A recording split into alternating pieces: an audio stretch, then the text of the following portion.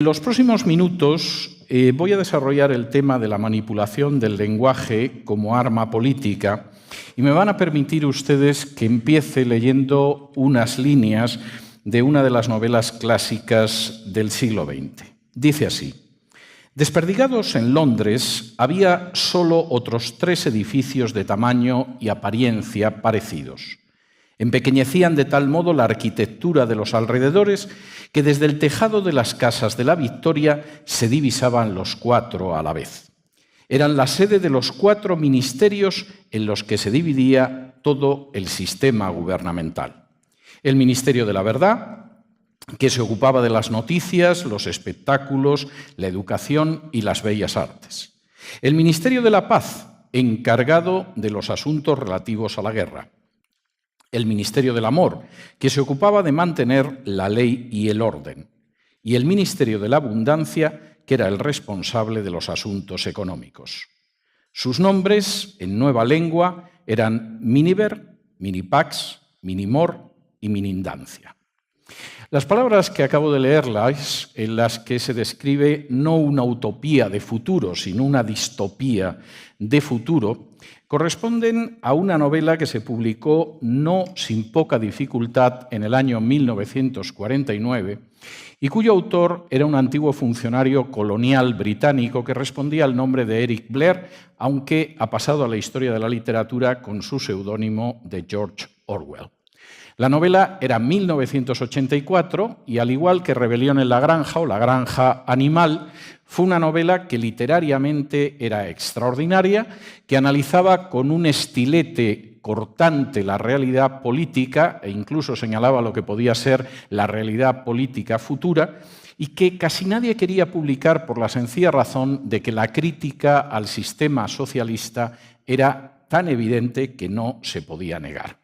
Orwell sabía de lo que estaba hablando en cuanto a la manipulación del lenguaje. Podía expresar de una manera que, si uno no leyera el resto de la novela, resultaría cómico cómo se manipulaba a la población simplemente desde los 4 ministerios que formaban el gobierno de ese ente futuro, de esa Inglaterra socialista en la que vivía el protagonista de su novela. De manera bien significativa, el Ministerio del Amor se ocupaba de la ley y el orden. Sin duda la ley y el orden son importantes, pero no parece que sea lo que más encaje con la idea de amor. El Ministerio de la Paz era precisamente el ministerio que se dedicaba a la guerra.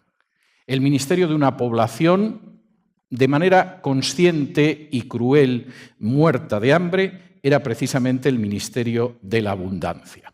Y el Ministerio de la Verdad se ocupaba de actividades como los medios de comunicación o las artes, que no eran nada más que canales indiscutibles de mentira y manipulación.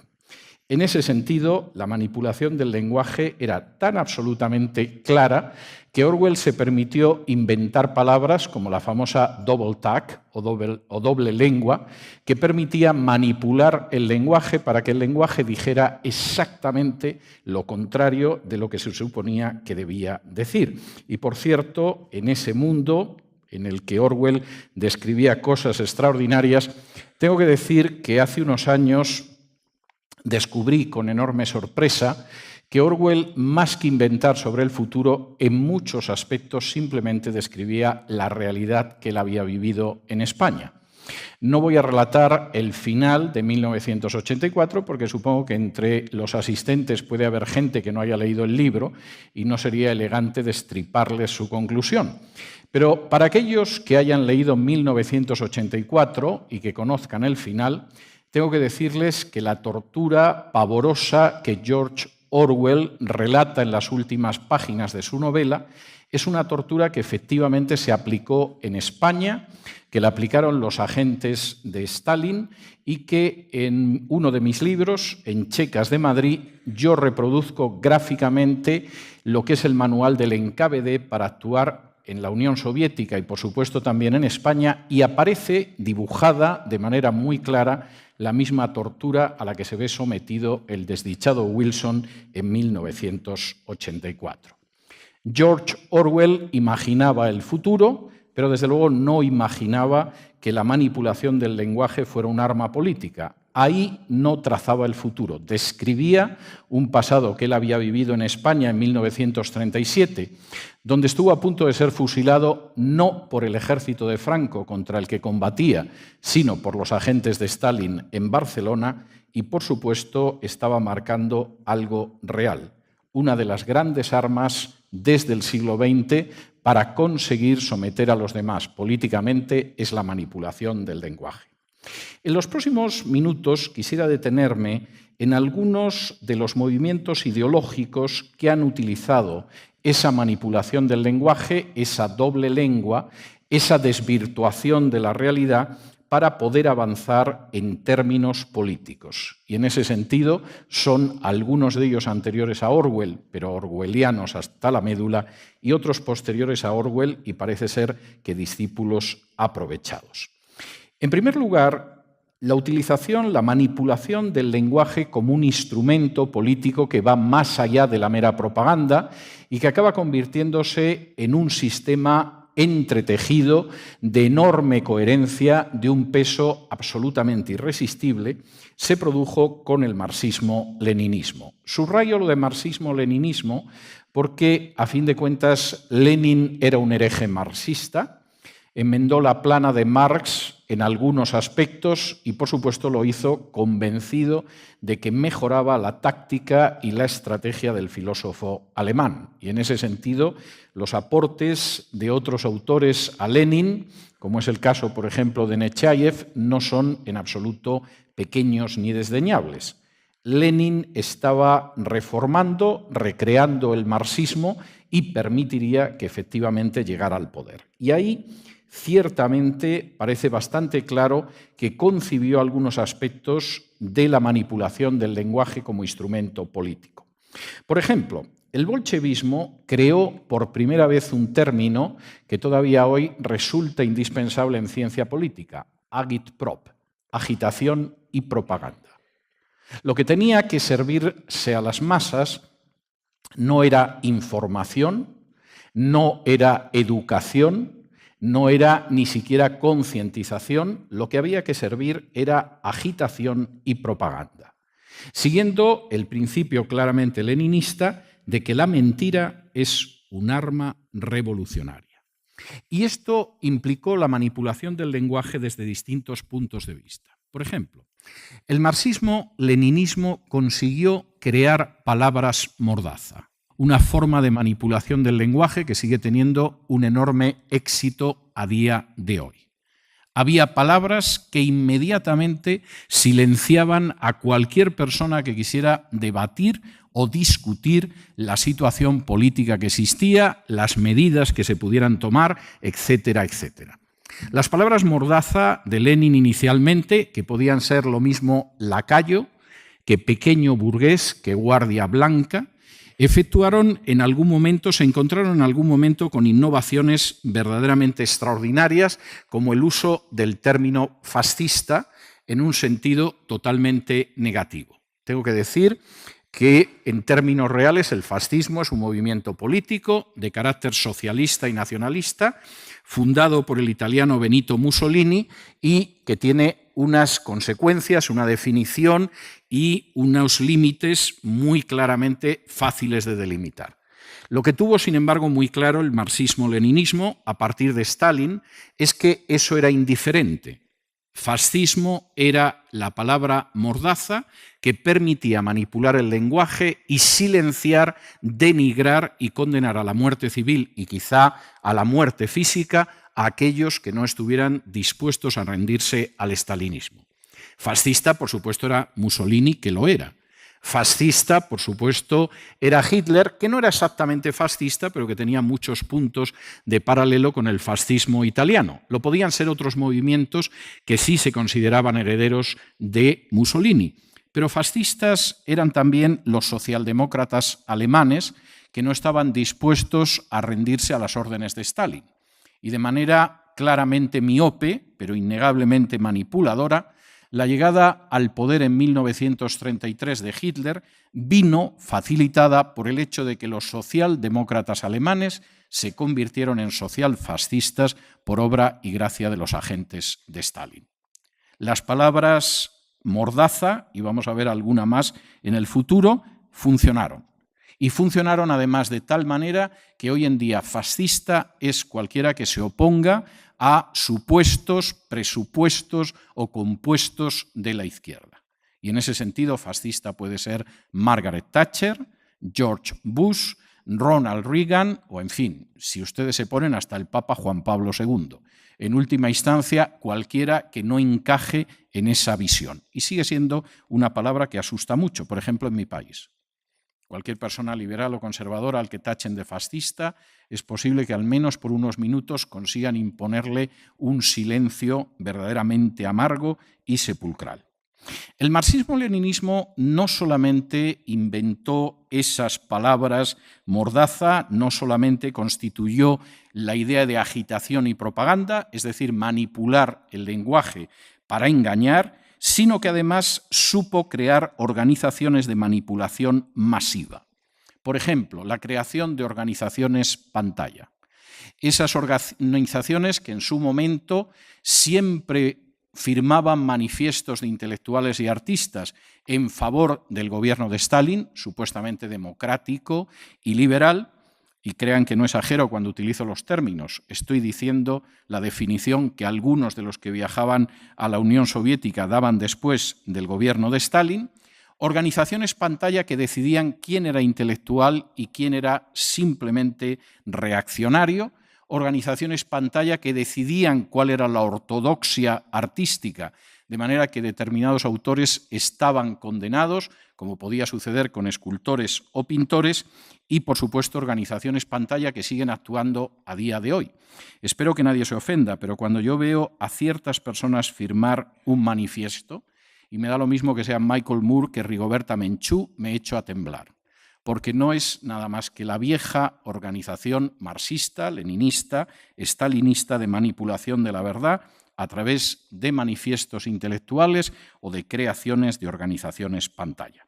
Por cierto, algunos de los personajes que protagonizaron esa manipulación de la verdad seguramente no son tan conocidos como Goebbels, el ministro de propaganda del Tercer Reich, pero en buena medida fueron mucho más eficaces.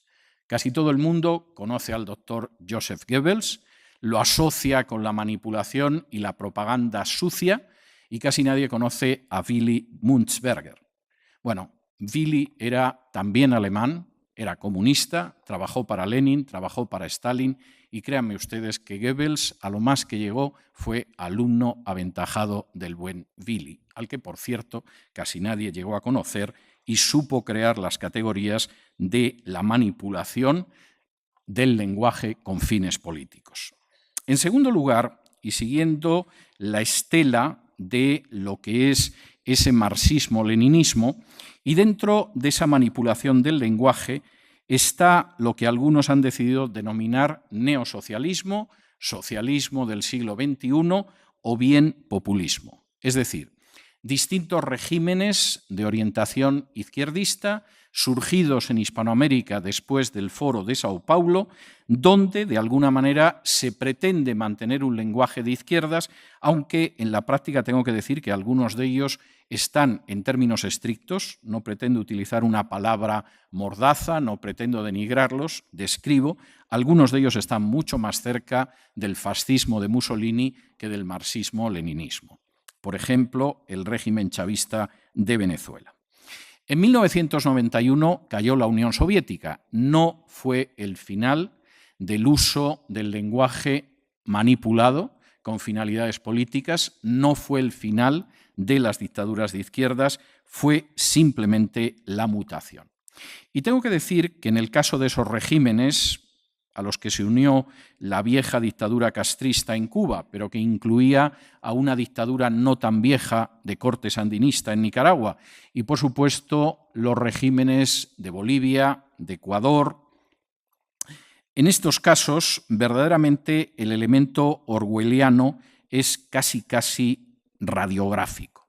Permítanme señalar tres pilares en los que se han apoyado estos populismos, socialismos del siglo XXI, o como ustedes los quieran denominar, que recuerdan tremendamente a los 4 ministerios que componían el gobierno de esa Inglaterra socialista del futuro descrita en 1984.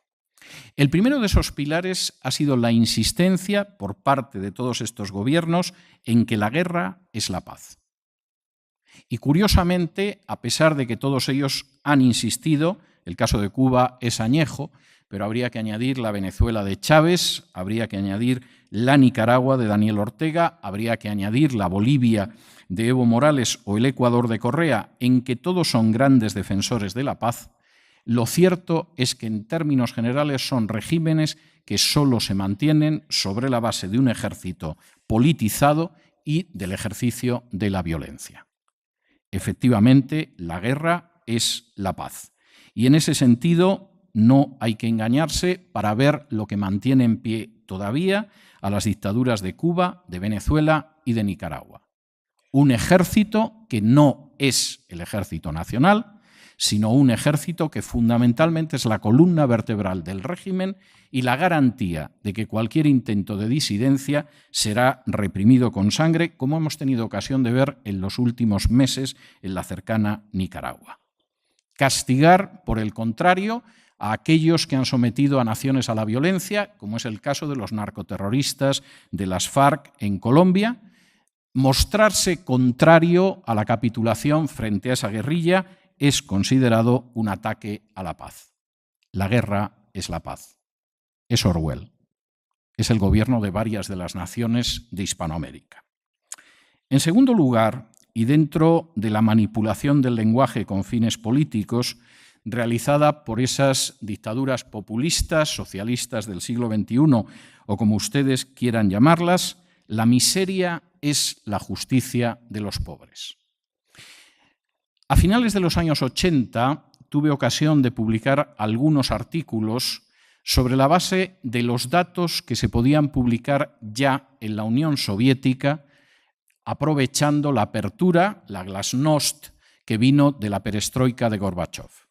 Por primera vez en la historia de la Unión Soviética, desde 1917, los datos no se manipulaban, se falseaban o se magnificaban.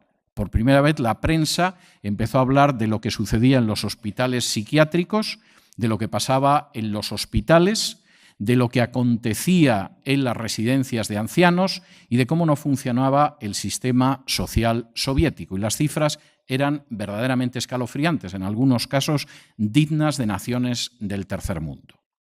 La supuesta legitimación de la dictadura soviética, la supuesta justificación de los millones muertos en los campos de concentración del Gulag se venía abajo porque el país no funcionaba. Ni siquiera en la Unión Soviética el denominado socialismo real funcionaba. Es más, se insistía en la justicia de los pobres cuando en realidad eso solo era miseria.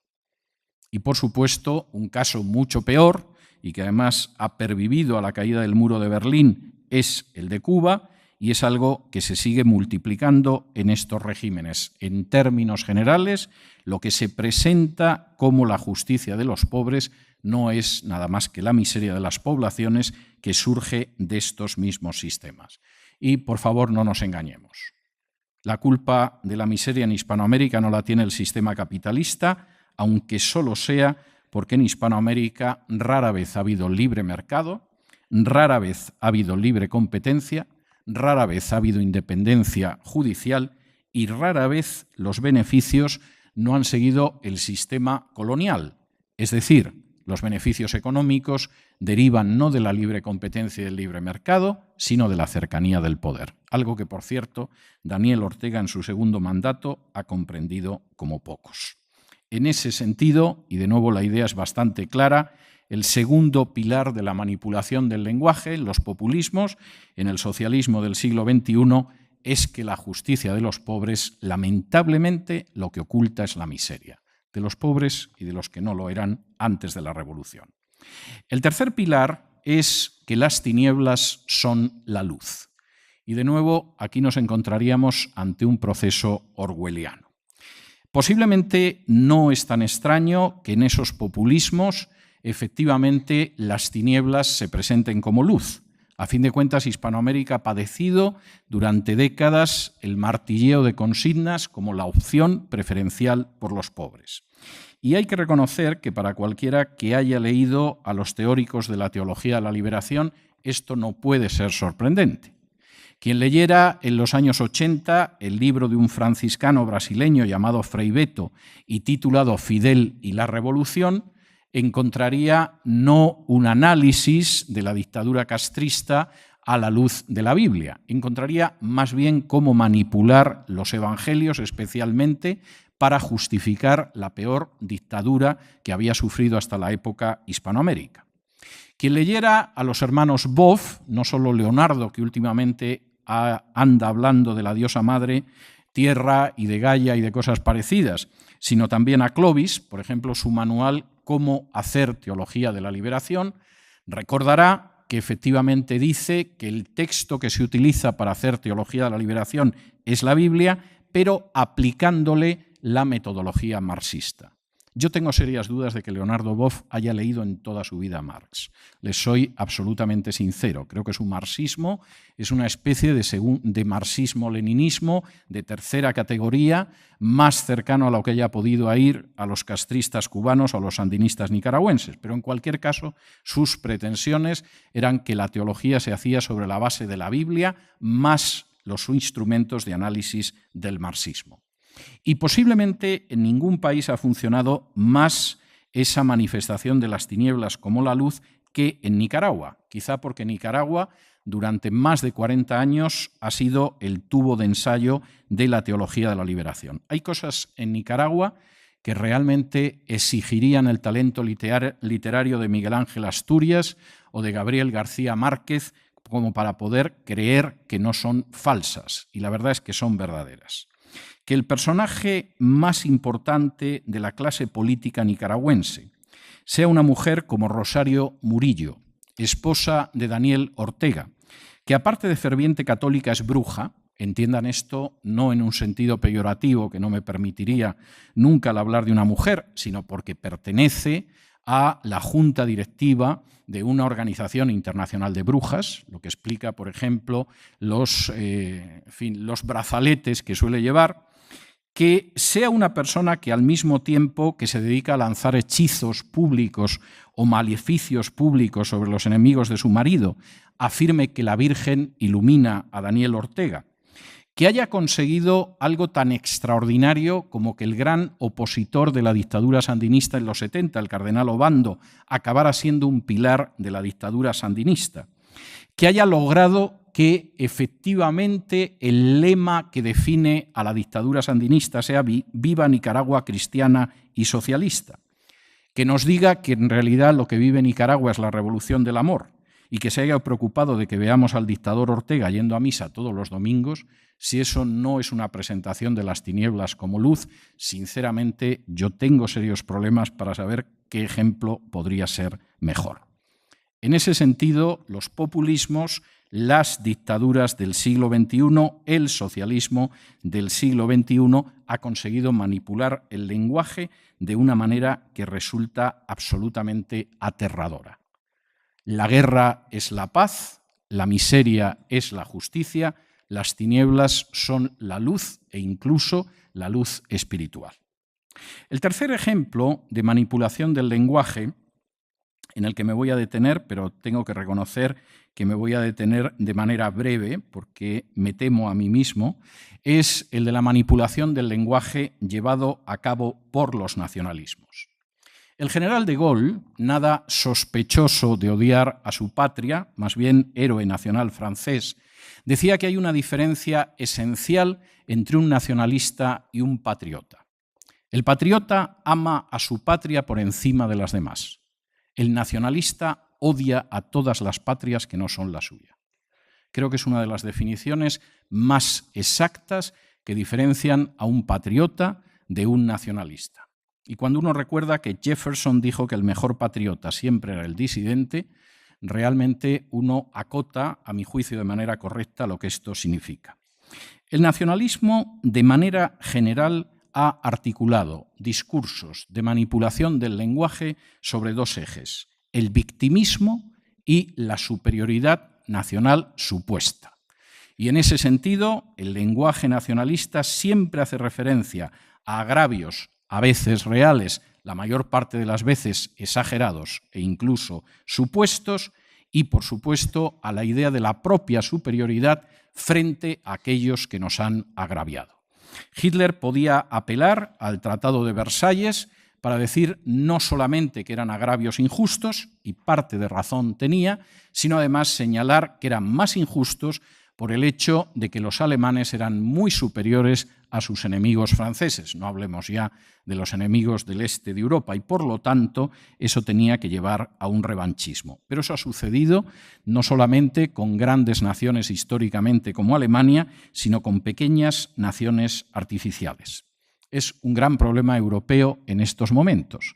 Tenemos una Croacia artificial que jamás existió, simplemente porque Alemania desde hace décadas decidió que una Yugoslavia descuartizada era interesante. Y por supuesto la Casa Blanca con Clinton e incluso la Santa Sede consideraron que efectivamente era una buena idea descuartizar Yugoslavia y separar a los croatas de los serbios. Tenemos una Ucrania como nación absolutamente artificial, contando una historia totalmente falsa sobre Rusia, que por cierto muchos compran y difunden, simplemente porque había que descuartizar a Rusia. Algunos se preguntan por qué Putin es tan popular. Permítanme hacer un pequeño paréntesis. Entre otras razones porque Rusia perdió el 27% de su territorio después de la caída de la Unión Soviética.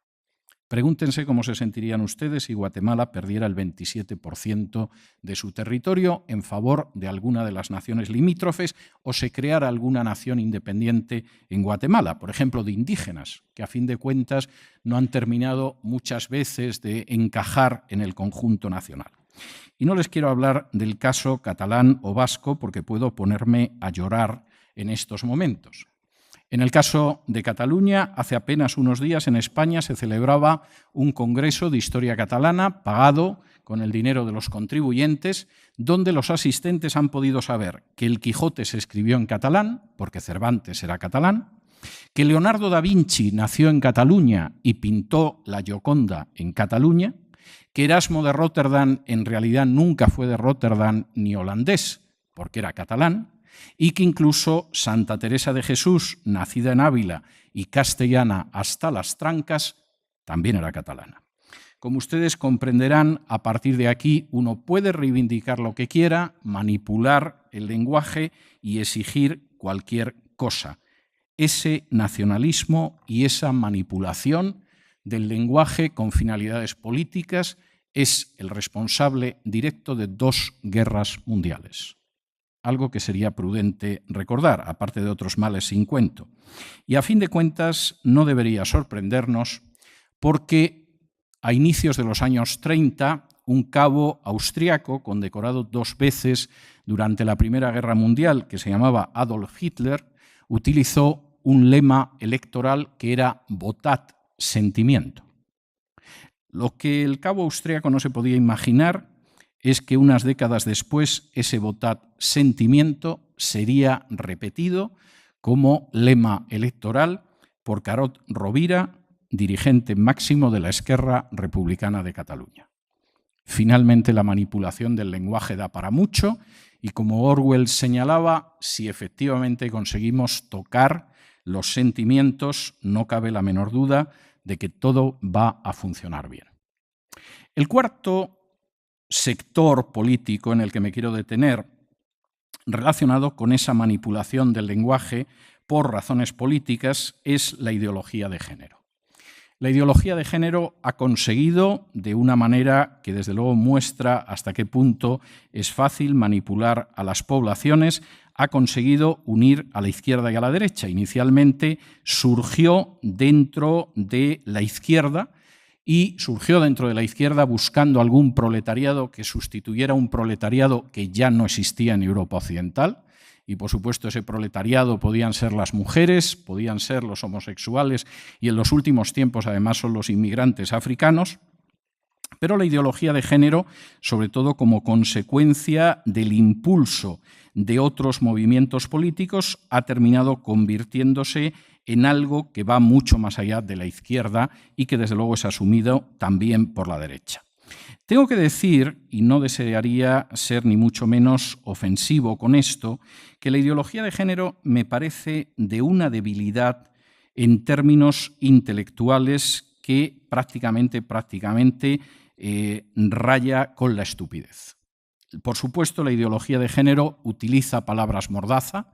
No se le ocurra a nadie cuestionar determinadas tesis de la ideología de género porque será un machista, un homófobo o un heteropatriarcal, sea eso lo que sea, y evidentemente estas palabras tienen un efecto paralizador, al menos en los medios de comunicación occidentales, no inferiores a ser calificado como reaccionario o fascista. Es más, entre que te llamen fascista o que te llamen machista, entre que te llamen reaccionario o te llamen homófobo, uno casi suplica que le llamen reaccionario. Y eso es otra muestra de la manipulación del lenguaje. Esa manipulación del lenguaje, además, tiene una serie de aspectos que son curiosos. No solamente estamos hablando de esas palabras que de alguna manera sirven como mordaza, como han servido a lo largo de la historia, sino de razonamientos que desafían al sentido común y que muestran hasta qué punto es fácil manipular el lenguaje para llegar a objetivos políticos. Por ejemplo, permítanme ponerles algún ejemplo y crean que no estoy bromeando ni pretendo ser sarcástico. Si cualquiera de sus amistades, de sus parientes o de sus hijos les dijera que desea cortarse una mano o cortarse un pie, inmediatamente lo llevarían a un especialista porque es un síndrome, es un trastorno de carácter psicológico el querer mutilarse y, por supuesto, a esa persona se le pondría en tratamiento. Si por el contrario les comunica que lo que quiere es cortarse los testículos y el pene, posiblemente lo van a felicitar ustedes. Ha descubierto que en realidad en su cuerpo de hombre anida una mujer. Si en algún momento su hija llegara a casa y le dijera: papá, me miro en el espejo y me veo como un hipopótamo, y ustedes le dijeran: hija, apenas pesas 40 kilos, papá, no voy a comer más, me miro en el espejo y me veo como un hipopótamo, ustedes llevarían a su hija a un especialista porque la anorexia es una grave enfermedad. Pero es posible que si su hija llega y les dice: papá, ya no soy Carmela, soy Carmelo, la feliciten porque ha descubierto lo que hay en su ser, aunque obviamente su ADN sigue gritando a voces que por mucho que la mutilen y mucho que la hormonen, sigue teniendo el mismo sexo con el que nació. Y por supuesto, y esto es bastante claro, esto no lleva solamente a situaciones que a uno le dejan absolutamente pasmado, sino argumentos que confieso que a mí me producen un profundo estupor. Por ejemplo, si se quieren, ¿por qué no van a casarse? A algunas personas les parece que esto es un argumento válido. Parece ser que durante milenios el género humano en distintas culturas nunca lo pensó. Más bien pensó lo contrario. El simple hecho de casarse no es en absoluto un motivo para tolerar ciertas formas de matrimonio. No toleramos el matrimonio entre hermanos, aunque es posible que un hermano y una hermana se quieran tanto como para mantener relaciones sexuales y querer vivir juntos. Se dan muchos casos e incluso hay obras literarias meritorias desarrollando ese tema.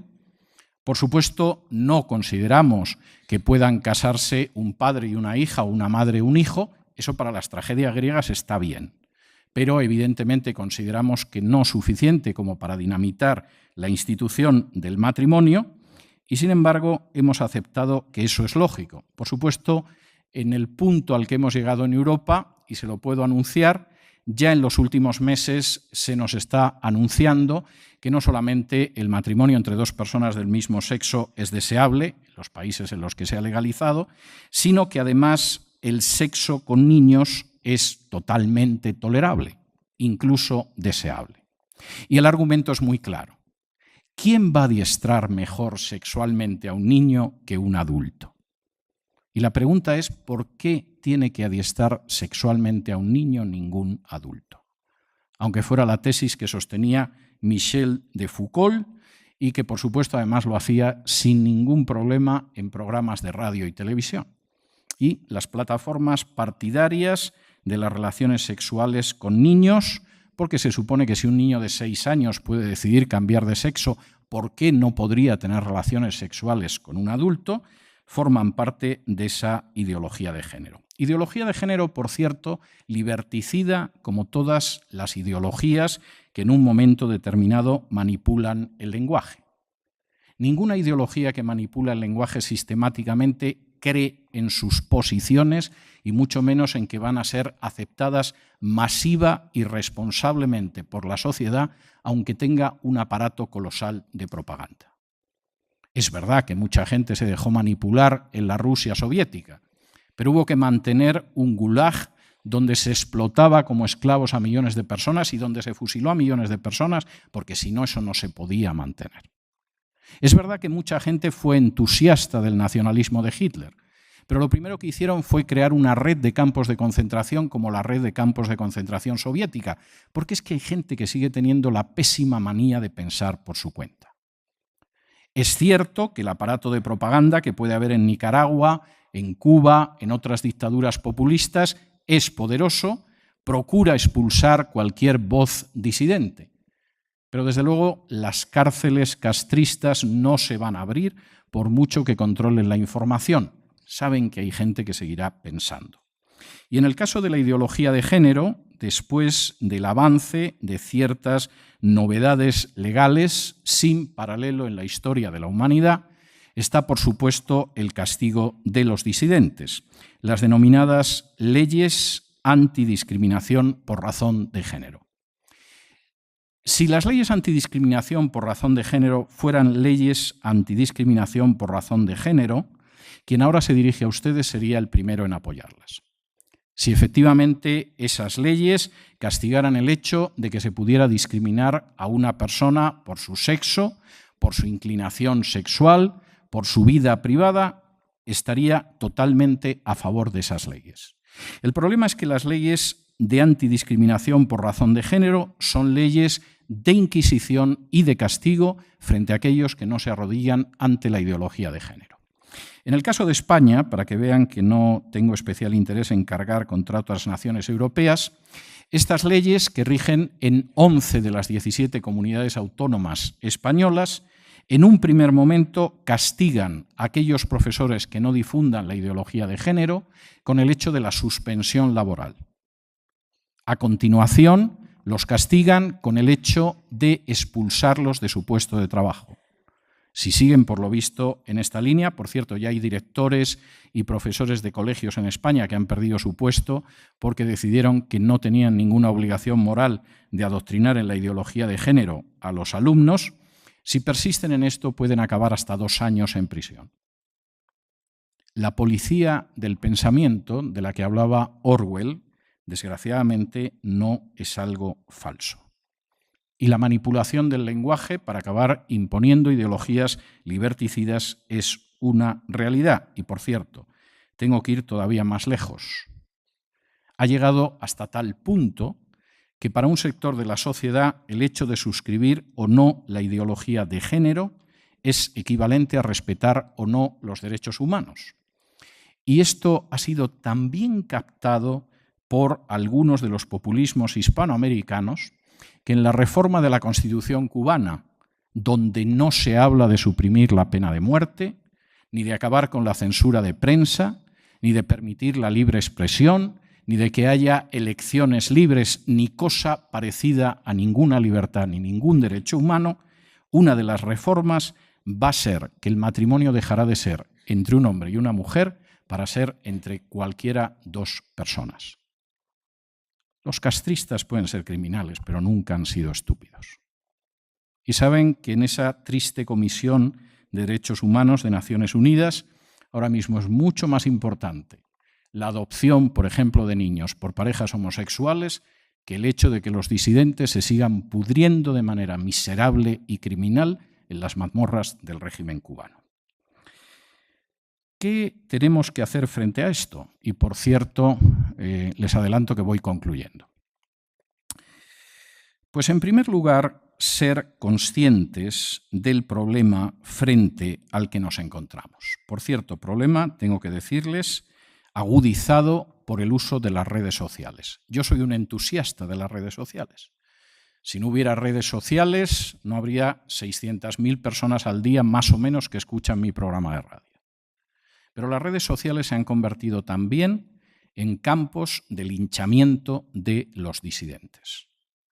Cualquiera que en un momento determinado entra en Twitter, por ejemplo, ve cómo hay políticos a los que se lincha de la manera más miserable y periodistas a los que se lincha de la manera más miserable y escritores a los que se lincha de la manera más miserable.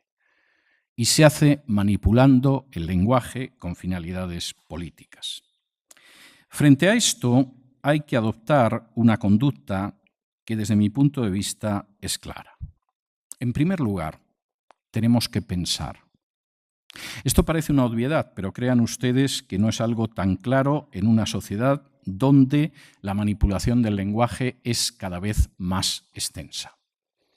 Y realmente lo único que al final separa al ser humano de otros habitantes de este planeta azul es el hecho de que al parecer es racional. Si renunciamos a la razón, si renunciamos a pensar, si renunciamos a analizar con nuestros criterios aquello que nos ofrecen a través de la propaganda no siempre clara de medios, de partidos, de diversiones, del arte, estamos perdidos frente a la manipulación del lenguaje.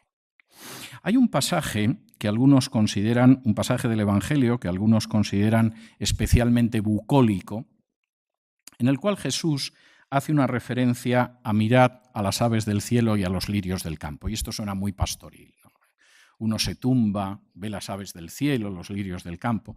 Esa es una interpretación seguramente agradable en ciertos medios religiosos, pero no tiene nada que ver con el significado original del texto.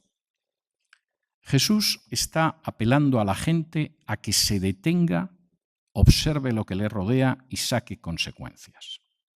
En un mundo en el que somos empujados 24 horas al día, 7 días a la semana, para no pensar en absoluto como nosotros deberíamos pensar, para tragarnos de manera acrítica cualquier consigna, para asimilar como propio un lenguaje que está manipulado con pretensiones de dominio político, es un buen consejo el de pararse y pararse con la suficiente calma y serenidad como si nos pusiéramos a ver los lirios del campo y las aves del cielo.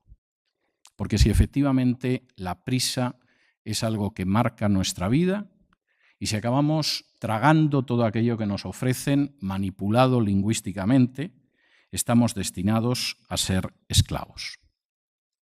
En segundo lugar, y junto con lo que algunos llaman la perniciosa costumbre de pensar, deberíamos al mismo tiempo también ser capaces de examinar todo y poder discriminar y filtrar lo que verdaderamente es bueno de lo que no lo es.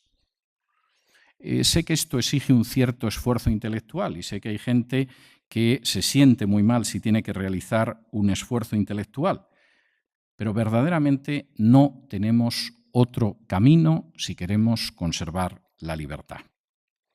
Y en tercer lugar, y esto me parece muy importante, tenemos que examinar lo que es verdadero y lo que es falso y observar los efectos que eso tiene sobre la libertad. Una de las citas más repetidas, seguramente más hermosas del Evangelio de Juan, es aquella en que Jesús dice que conoceréis la verdad y la verdad os hará libres. Y es cierto. Es imposible ser libres cuando en lugar de asumir la verdad nos dejamos manipular por el lenguaje, absorbemos la propaganda totalitaria y aceptamos que se nos imponga una agenda liberticida.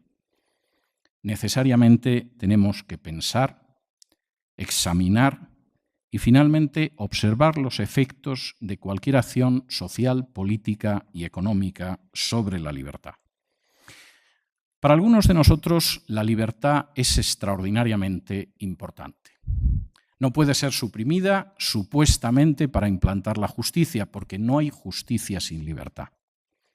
No puede ser suprimida para llevarnos al paraíso, porque solamente las hormigas se pueden sentir felices en un paraíso donde no hay libertad. No puede ser aniquilada para hacernos prósperos, porque ¿cómo se puede ser próspero cuando no tenemos algo tan preciado como la libertad? Por la libertad merece la pena luchar, combatir, incluso como en mi caso, exiliarse, porque efectivamente sin la libertad no nos diferenciamos del último de los insectos que puebla este planeta. Y eso significa que tenemos que asumir el compromiso de pensar, de buscar la verdad y de asumir esa verdad para ser libres, nosotros y nuestros hijos. Muchas gracias.